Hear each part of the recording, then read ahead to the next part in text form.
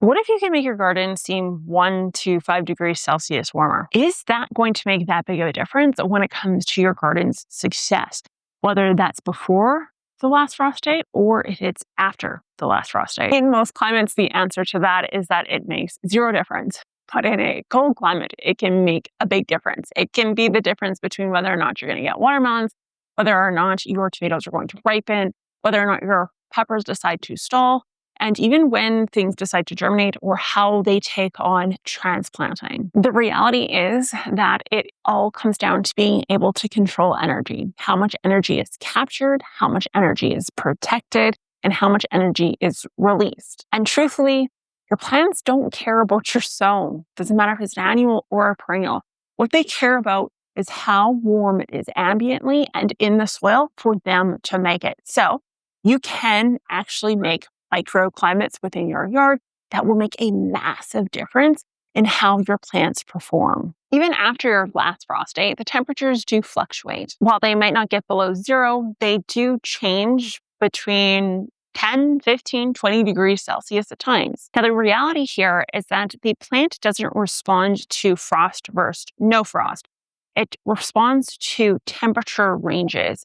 For example, a tomato or a pepper or okra or watermelon all like to grow between 20 to 30 degrees Celsius. But when they get around 10 or less, that's when physiological processes stall out. We're talking a reduction in enzyme activity, reduction in nutrient uptake, and a stalling out of the entire plant. So while 10 degrees most definitely is not frost, it's cold enough to cause problems.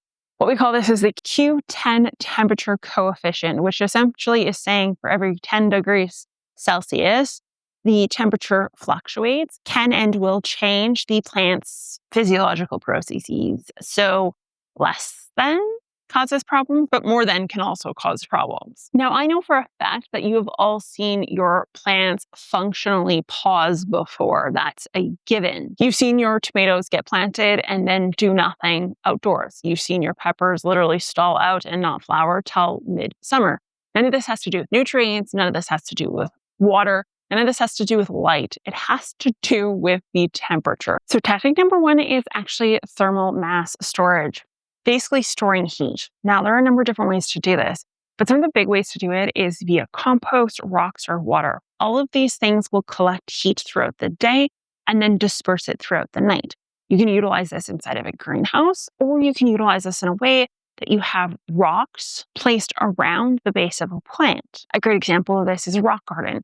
In Zone 3, it's not like we're well known for cacti and succulents, but we can grow things like sedum, particularly in a rock garden. They do very well.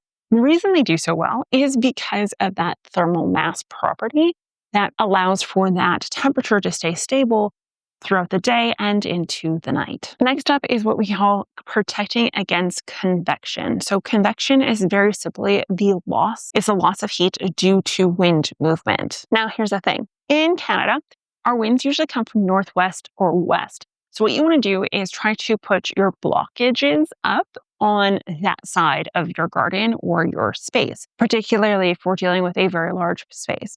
Now, this can be a mechanical barrier, for example, an entire wind blocking net or a fence, but it can also be something organic like a hedge or maybe just bigger plants. My favorite, as you guys already know, is a bucket with the bottom cut off and then pushed onto the plant, pushed around the plant, which kind of makes like this little tube effect, which in turn allows for exactly that. Loss of heat via the wind. Your next option is actually to reflect and trap light. Now, this I use heavily in certain areas of my garden, and it's very easy to do. First off, you can get bright light reflecting mulches. There's a variety of different colors out there. In particularly, sheets of plastic mulch can help with this, but there are obviously colored mulches that would do something very similar. Now, the method that I use is actually the utilization of different types of physical structures. So you can see that a lot of my siding here is white or kind of lighter in color. This is a great example of something that will allow for light to bounce off of it back into the garden, which in turn helps to warm the space. Now, this works for me in areas like my tomato patch, but it does not work for me in places like the front yard that are already very warm. Up against a house with white siding, that space gets really, really hot, really, really dry, and therefore it's on the other extreme of temperature capture, and it's too much. So use that with a little bit of restraint, if you will. So the next one is actually playing with mulch. So you guys know I always use mulch, and I typically, if you've been on the channel long enough, know I don't put mulch down till a little bit later in the season. Now, the reason for this is because soil is able to capture heat, and it captures a lot of heat because it's dark, it's black. The same thing we can see with containers that are all black. These will heat up more, they will perform better. That's why my peppers go into black containers, because that's where they do best. Now, if we have mulch on top of that, we actually reduce how much heat the soil is actually able to absorb.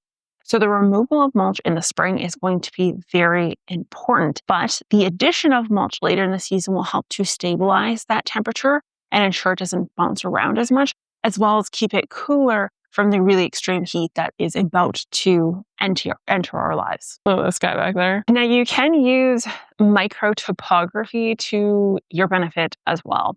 Now, this I've used more so for controlling the amount of water my plant is exposed to, but you could use it also to control how much or what temperatures your plants are exposed to.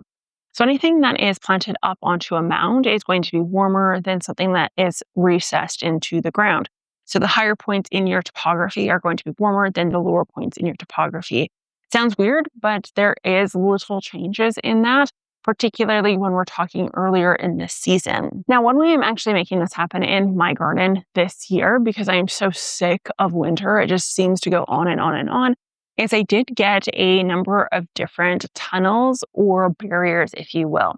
So what I'm utilizing here in this case is reduction in convection, or loss of warm air due to wind movement, combined with the fact that I am trying to concentrate that heat or capture it throughout the day. Inside of these different tunnels or setups, what I'm going to do is I'm going to introduce rocks and water containers whenever possible. And then I also have fleece blanketing, which can also be used inside of those low or those high tunnels. Now, I'll do a whole separate video on these frames that I'm going to utilize and how they're going to work, as well as whether or not you can use things like fire in your garden to help keep things warm. It's a different way of doing things, but it definitely works. And in the case of plants like watermelons, for example, that want those really stable high temperatures, I will actually be utilizing that low tunnel for pretty much the entire season to allow for the best results in yield. Don't let me forget,